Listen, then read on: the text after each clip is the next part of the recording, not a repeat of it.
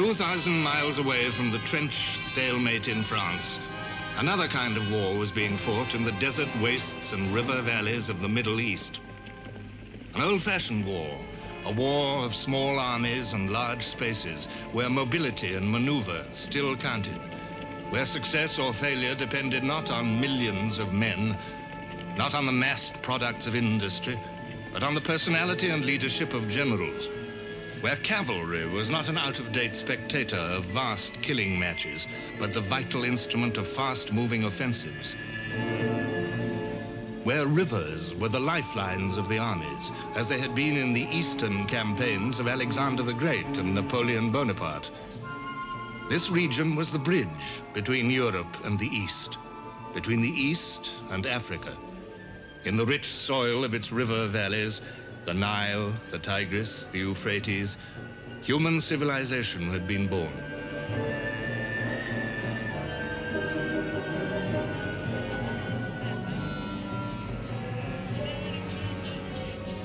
Down the centuries, tide after tide of conquest had flowed over the Middle East.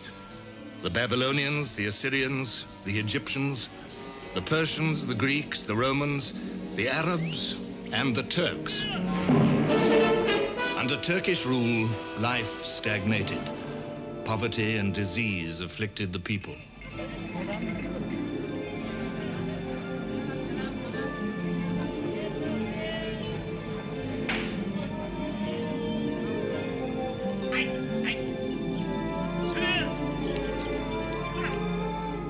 The 19th century brought a stirring of ancient memories of nationhood to the Arabs. Men prophesied a free and united Arabia, rid of alien Turkish rule.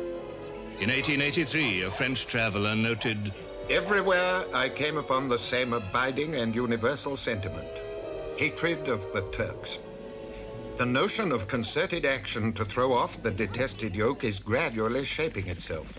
An Arab movement, newly arisen, is looming in the distance, and a race hitherto downtrodden will presently claim its due place in the destinies of Islam." Towards the end of the 19th century, another race was reviving memories of nationhood, the Jews. They had scattered across the globe after the Roman Emperor Titus had captured Jerusalem in AD 70. Now there was a movement to bring the Jewish race home again and build in Palestine a new Jewish state. The Jews began to return. The subject races of the Middle East were stirring against the bonds of the senile Turkish Empire, but the Turks still ruled over the crossroads of the world, collision point of the imperial ambitions of the European powers. The Middle East, Egypt and the Persian Gulf, was the key to the British hold on her Indian Empire. To keep the Middle East safe from France, Nelson had sunk Napoleon's fleet at the Battle of the Nile. To keep it safe from Russia, Britain had fought the Crimean War. Since its opening in 1869, the Suez Canal had become the direct route linking Britain to India and Australia and New Zealand. And since 1882, the British had been the paramount power in Egypt.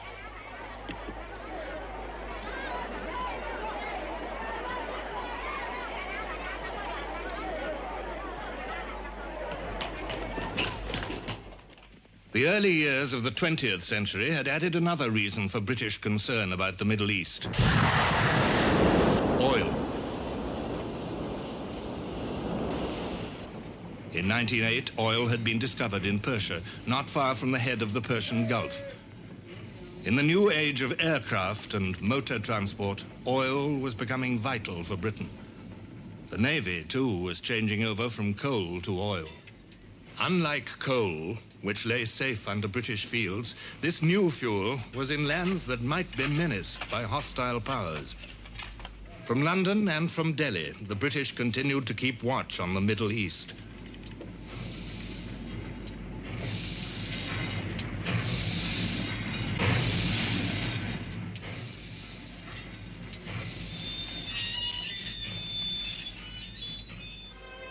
The eyes of the German Empire were also fixed on the head of the Persian Gulf. Through the Balkans, through Turkey itself, and across the sands of Mesopotamia, there lay Germany's road to the east, a road for her busy salesmen and industrialists. The Berlin to Baghdad Railway. By 1914, all but 400 miles had been completed.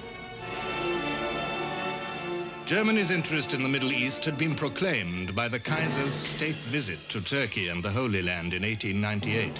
His Majesty the Sultan and the 300 million Muslims who revere him as Caliph may rest assured that they will always have a friend in the German Emperor. When the Kaiser visited Turkey again, 19 years later, the war between the nations of Europe had engulfed Turks and Arabs and Jews and Egyptians alike. But he had redeemed his promise. In 1914, Germany gave Turkey the warships Goeben and Breslau to replace 2 Turkish ships being built in British yards and seized for the Royal Navy. Britain's act of seizure and Germany's gesture of friendship pulled Turkey from neutrality into war. In Constantinople, the crowds were in holiday mood.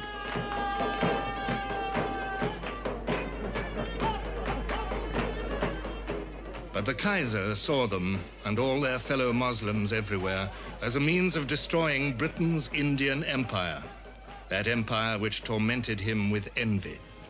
We must inflame the whole Mohammedan world to frantic rebellion against this detestable, treacherous, conscienceless nation of shopkeepers.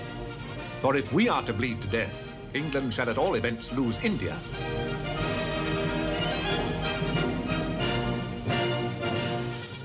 Turkey went to war with a German-trained, German-equipped and German-advised army, recruited from some of the toughest fighting stock in the world.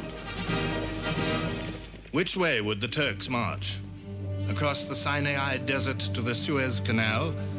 Down the Tigris and Euphrates to the oil fields of Persia? For the British, the loss of either would have been a catastrophe.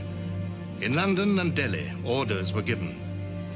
Convoys of troops sailed to parry the Turkish threat. Indians and Australians and New Zealanders to Egypt, British and Indians to the Persian Gulf. The expedition from India landed at the head of the Gulf and marched on to capture Basra, the Turkish port where the great rivers Tigris and Euphrates flowed sluggishly to the sea. The army discovered Mesopotamia, where even the towns were crumbling heaps of mud houses. An Arab proverb said, "When Allah had made hell, he found it not bad enough. So he made Mesopotamia and added flies." Gradually, a primitive base was built up amid the palm groves of Basra. More troops arrived to share the flies and the dysentery. The oil fields were safe.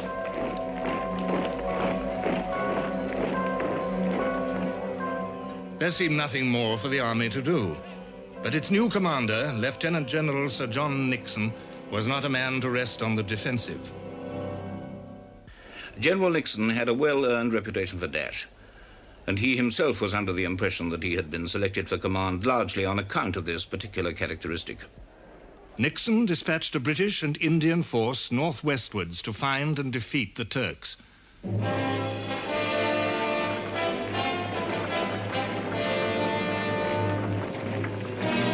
Through the spring floods of 1915, between and along the great rivers, the army labored slowly forward towards Baghdad. In country where an army must provide for itself, everything had to be improvised. Transport, medical care, hospitals. It was the rainy season and the rivers were in flood. For transport, the British used small native boats called bellums.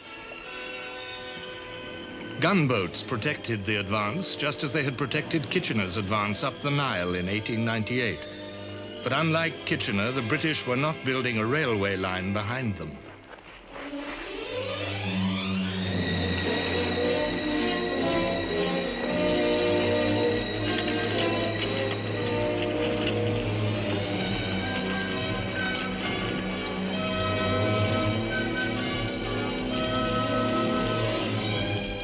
By June, the army was at Amara, 200 miles away from its base at Basra. So far, the Turks had been beaten easily.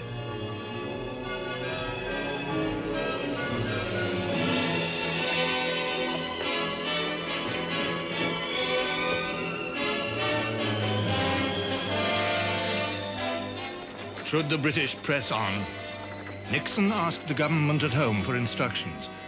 The government were dazzled by the easy successes, by the name of Baghdad. They told Nixon to march on, if he thought the risks acceptable. Ever optimistic, Nixon ordered the force commander, General Townsend, to advance. Townsend, too, was a man with Napoleonic aspirations. While his troops marched or rested or battled with the flies and mosquitoes, he decided to try a stroke of daring. I told Sir John Nixon that if I routed the Turks in battle, I might follow them into Baghdad. The political officer told me that if I went into Baghdad, it would have almost the same political importance as if I were to enter Constantinople. The news would go through all Asia. Constantinople, Baghdad, cities of legend. The lure of Baghdad blinded soldiers and politicians alike to the squalid reality of 20th century Mesopotamia in midsummer, to the weakness of the link with far-off Basra, a link strained to breaking point by the hordes of filthy and hungry refugees who were fleeing from the iron clamor of a foreigner's war.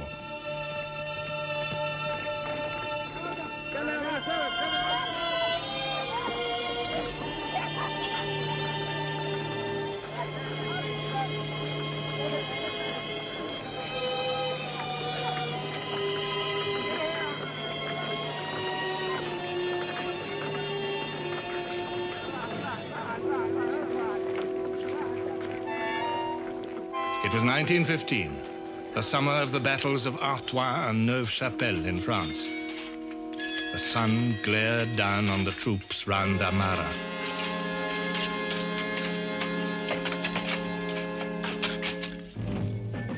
Water that teemed with germs of every kind had to be purified before it could be safely drunk. And in the heat, men and beasts craved for water. The day temperature reached 125 degrees Fahrenheit.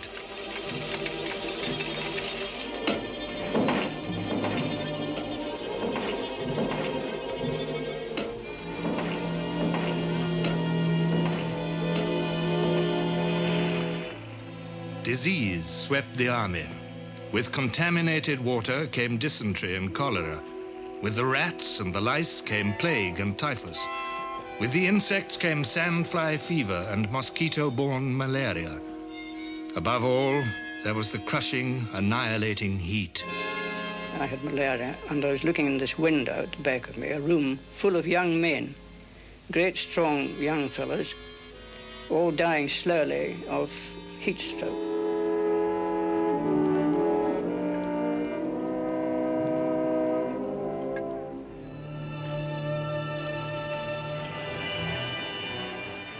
Further and further up the turgid rivers, further and further into the heat and emptiness, Townsend's men advanced. Now Townsend himself began to feel qualms. The army commander does not seem to realize the weakness and danger of his line of communications. We are now some 380 miles from the sea. With the capture of Kut el Amara, just another Arab mud town on the river, Townsend halted to rest and build up supplies.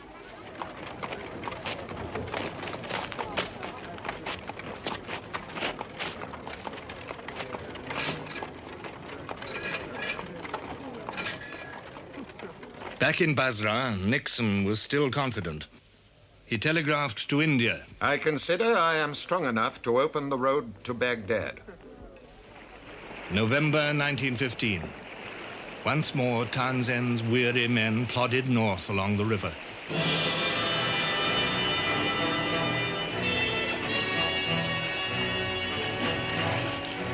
Behind them ambled a transport column that belonged not to the 20th century, but to the campaigns of Alexander or Xerxes.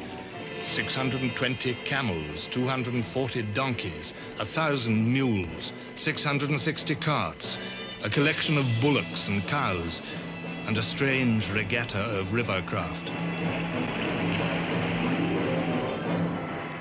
At last, Townsend came up with the main Turkish army, only 16 miles from Baghdad, but nearly 500 from Basra.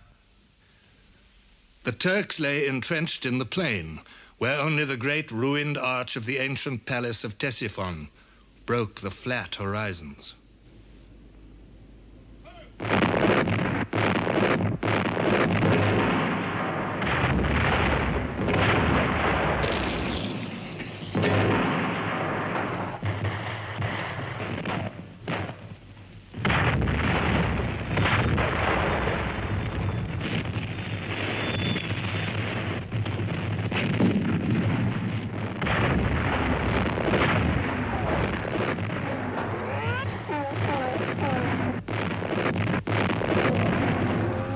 But when we come into the 300 yards mark, they opened a pretty heavy lot of shooting.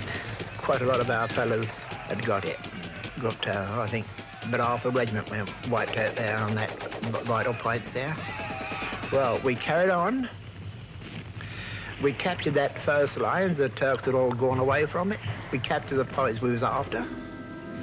And they'd gone on to line number 2. Well, we couldn't go on no further. It was a victory, but a victory that cost nearly half the British strength in infantry. The Turks had been reinforced.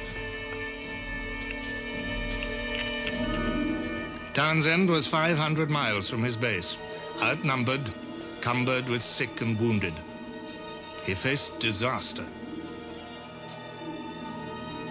The army fell back. For the sick and wounded now began a journey whose horror and agony recalled the Crimea. Jolted over the rough desert in the springless, cushionless army transport carts, wounded men with broken limbs threw themselves out and crawled across the desert on hands and knees rather than endure the agony of the shaking, or use dead bodies as cushions between them and the bottom of the carts. Worse was to come.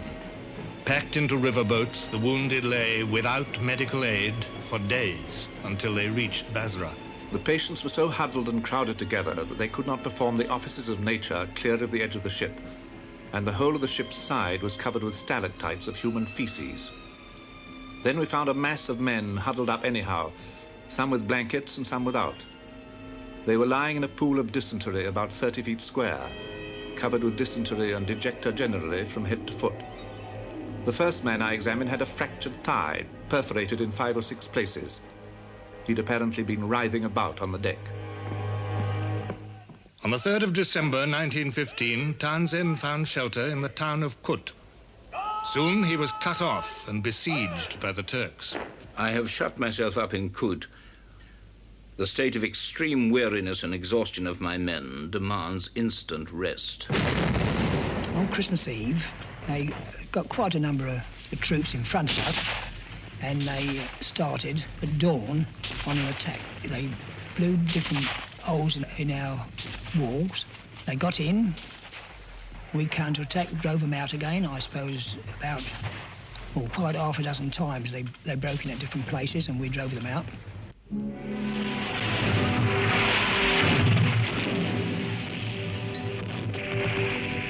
In January 1916, fresh troops from Basra fought desperate battles to try to break through and relieve Kut. Instead of the summer's heat, winter brought floods, torrential rains, bitter cold. Once more, supplies and medical care were improvised, inadequate. The months dragged on. The relief attacks failed with heavy losses. In Kut itself, hope grew dim. The rations came down finally to 3 ounces of bread and 12 ounces of horse meat.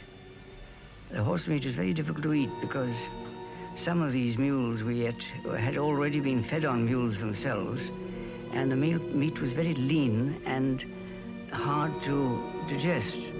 After 5 months, on the 29th of April 1916, Kut surrendered, and General Townsend and 13,000 men, British and Indian, went into Turkish captivity.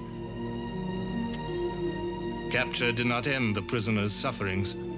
Painful marches, thirst and hunger, brutal treatment lay ahead. 2/3 of them were to die in captivity.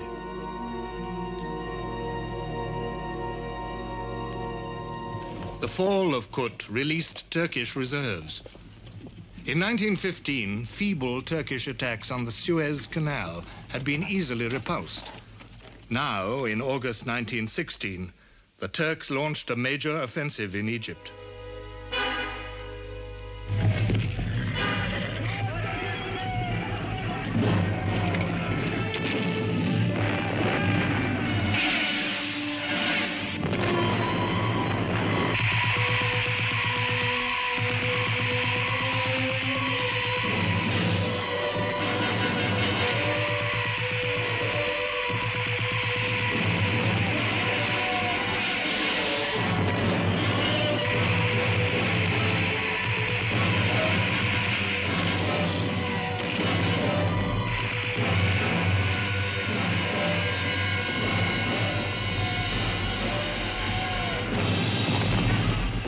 Half their force was destroyed, and the rest retreated into Palestine. Egypt and the Suez Canal were secure. The British commander in Egypt, Sir Archibald Murray, wanted to crown his success with a victorious counterstroke. Stage by stage, the British in Egypt were drawn into a major campaign for the conquest of the Holy Land. Across the Sinai Desert they marched, the route taken by Bonaparte in 1799. Like Bonaparte, the British government allowed themselves to be dazzled by the names of fabulous cities, holy places that had lured European soldiers since the Crusades, Jerusalem and Damascus. This too was a war for old-fashioned objectives, but it was fought with modern means. A wire netting track for vehicles was laid across the wastes of sand, and a pipeline to bring up the water without which the men and beasts of the army could not live. Mile by mile, a railway was laid behind the army, linking it with its base in the Nile Delta. By March 1917, Murray was through the desert and at the gates of Palestine. Murray's mounted regiments, British, Australian, New Zealand and Indian, were the key to his plan of attack on the Turkish defences. Our particular job was to follow through with the light horse and get the other side of Gaza and come round towards the sea, kind of so that the Turks were actually enclosed. They had the sea on one side of them and troops all round them.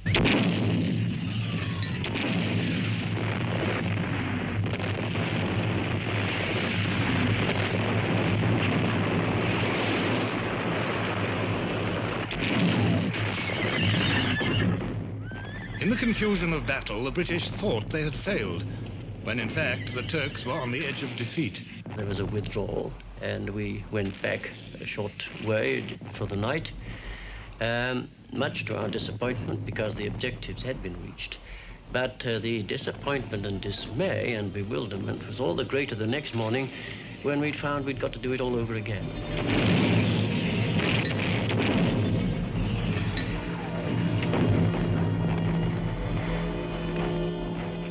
The Second Battle of Gaza was a bloody British repulse. As Kut had ended Nixon's command, Gaza ended Murray's. The Turks still barred the road to Jerusalem and Damascus.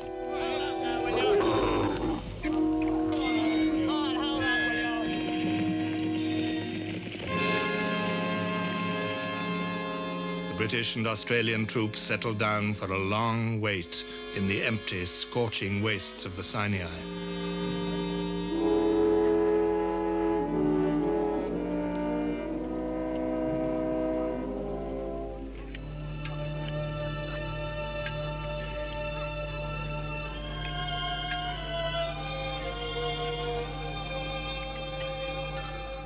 Our biggest problem was monotony. You'd see the sun get up in a big red ball in the morning, and you'd go around in a big red ball at night. And that was your only sense of time, actually. And nothing but sand dunes as far as the eye could see. and you had the heat in the day, you're lying in the sand, the glare of the sun, the glare of the desert. Your rifle barrels would get that hot in the middle of the day that you couldn't hold them. You'd have to hold it by the wood. In Mesopotamia, there was now a new commander, Sir Stanley Maud. He was an organizer, not a gambler. The base at Basra was reorganized, re-equipped. So were the army's transport services and communications. There was abundant modern equipment of every kind. By the end of 1916, Maud commanded an army 4 times larger than the Turkish force in front of him. Maud was ready. When the British advanced this time, there was no gamble, no drama, no adventure. Maud's personality stamped the expedition with cool professionalism. Yet the objective remained the same, Baghdad.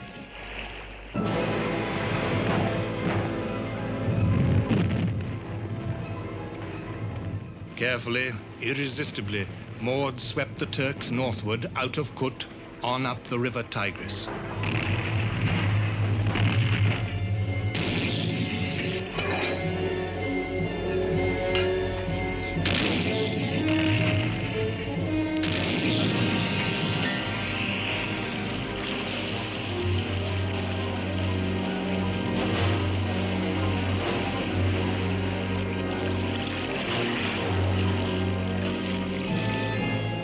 On the 11th of March, the British at last entered the city of the Caliphs. Nothing could have been more casual, easy, and unofficial than our entry into Baghdad. 4 of us, the colonel and the adjutant of the King's Own, a gunner officer and myself would be in first. The weariness of the long pursuit was forgotten. Here they were, in Baghdad, the goal of their desires.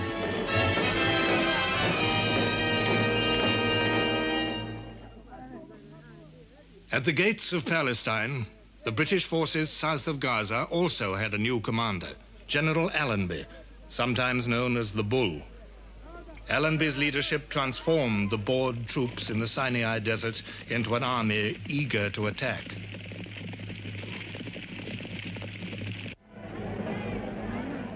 Preparations for a great offensive gathered speed. Allenby wrote home, "I shall not attempt anything on a big scale until I have got what has been promised me. I've made a lot of changes since I came out here and have now a good staff and some capable commanders. My army is in good spirits and is confident of success." The objective remained the same, the Holy Land and Syria, Damascus and Jerusalem. In September 1917, Allenby was ready. It was the year of the Russian Revolution, the year of Passchendaele. Britain badly needed a prestige victory. Lloyd George told Allenby that he was expected to give the British nation Jerusalem as a Christmas present.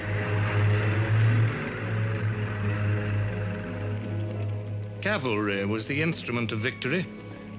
Allenby tricked the Turks into thinking he was going to make another attack on Gaza, while his horsemen rode in a wide sweep to launch a surprise attack on the Turkish flank at Beersheba. The cavalry charge, which was made by the Australian Light Horse, was made with fixed bayonets on rifles in 3 lines of horsemen. Well, they charged through as the first line jumped over the first lot of trenches, and the Turks simply slung it in. They didn't put up a fight. Once the horsemen got in amongst them, that was the finish. Outfought, outmaneuvered, the Turks fell back, with Allenby in relentless pursuit. In 10 days, the British advanced 50 miles.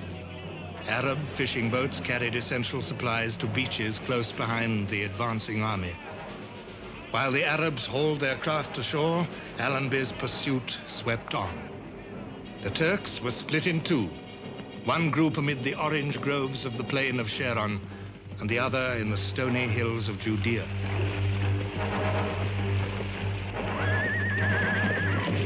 Allenby swung his main weight east, towards Jerusalem, racing to beat the onset of the winter rains. And then we began to approach the Judean hills.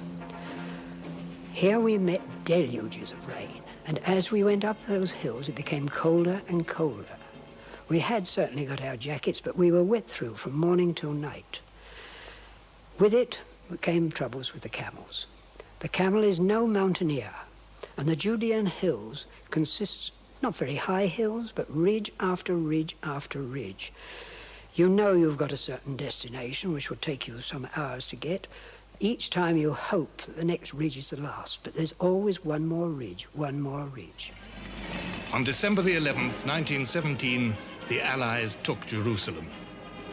Allenby entered the conquered city humbly, on foot, in contrast to the Kaiser, who in 1898 had ridden on horseback through a gap specially made in the ancient walls.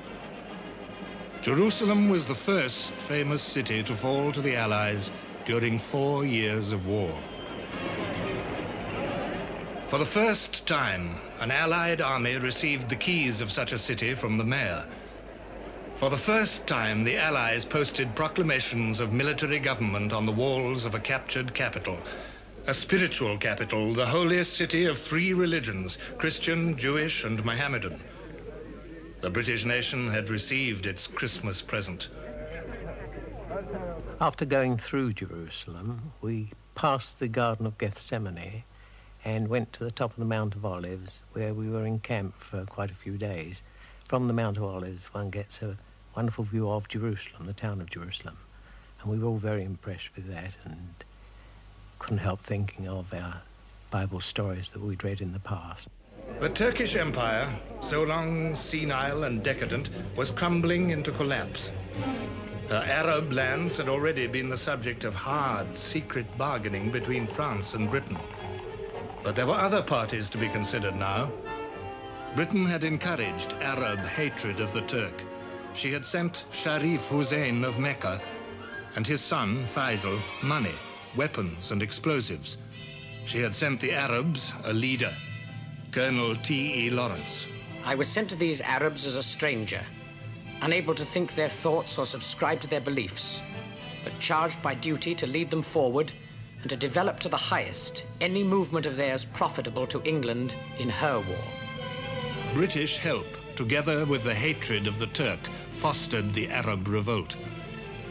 The Arab irregulars moved swiftly and secretly through the desert east of Jordan on camelback, blowing up Turkish railway lines, attacking isolated Turkish posts, and even capturing the holy city of Mecca.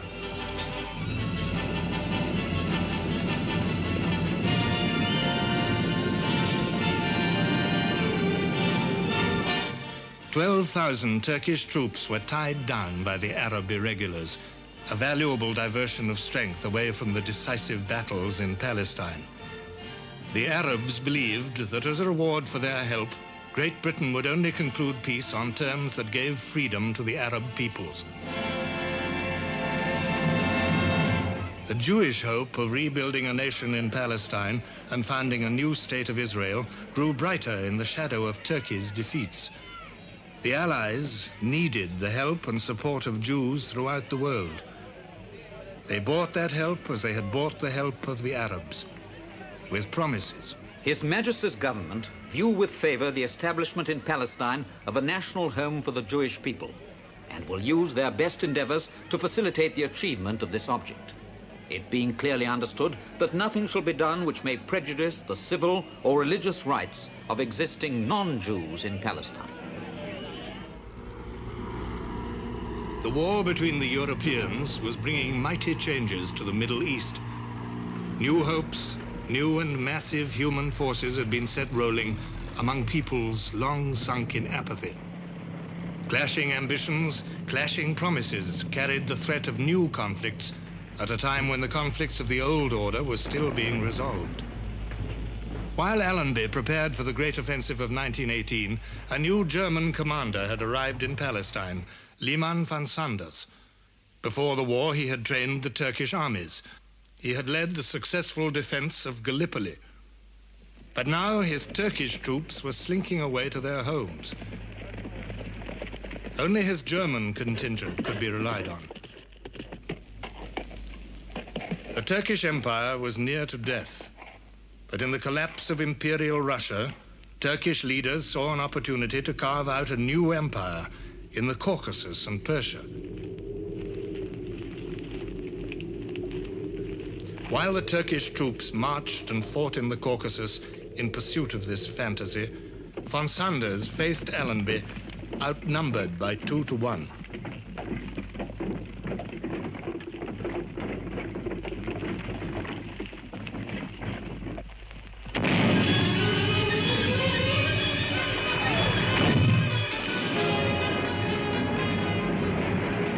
Early in the morning of September the 19th, 1918, Allenby struck under cover of a hurricane barrage. His troops tore a gap in the Turkish positions on the coast, wheeled right, and shepherded the Turks into the hills. Allenby's cavalry swept forward across the Turkish communications. Cooperation between cavalry and aircraft, the oldest and the newest striking forces in war, brought Allenby a brilliant victory. Ceaseless air attacks isolated von Sanders from his troops and blocked the crossings of the River Jordan. The Turkish armies strove to escape. Only the German soldiers remained steady in the welter of confusion and disaster.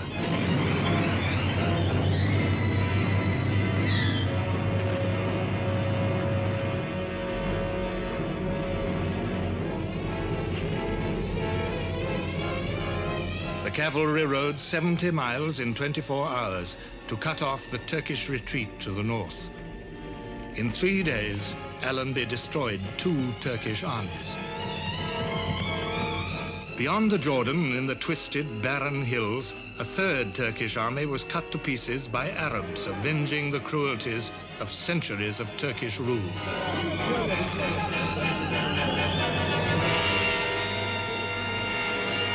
On October the 2nd, 1918, another of the legendary cities of the Middle East fell into British hands, Damascus. Allenby was the hero of the Arabs, but the moment of Arab liberation was poisoned by conflict between the different Allied promises. The problems of victory remained for others to solve.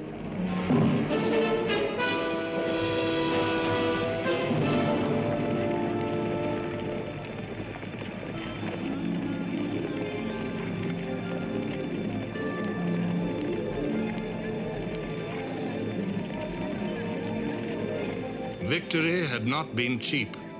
The campaigns in the Middle East had drawn in over 2 million soldiers of the British Empire. They had cost over 160,000 casualties. Painful marches and stern battles had barely affected the issue of the world struggle. But the Turkish Empire had been destroyed. To Allies and Arabs alike, for the moment, this was enough.